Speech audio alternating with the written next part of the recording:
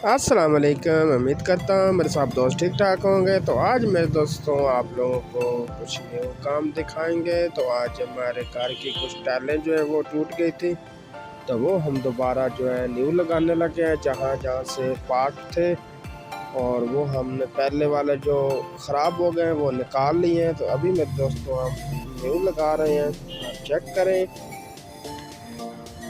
तो हमारे दोस्तों आप लोगों से गुजारिश है कि हमारे चैनल इशाक को लाइक सब्सक्राइब और शेयर लाजमी करना। मेरे दोस्तों जो नए दोस्त हैं उनसे गुजारिश है हमें सपोर्ट करें और हमारी वीडियो को फुल वॉच किया करें। आप देख रहे हैं जो रैम्प के सामने वाली टाइलें थी वो टूट गई थी, तो वो दोबारा लगवा रहे हैं हम। आप चेक करें, मिस्त्री बरादर लगे हुए हैं।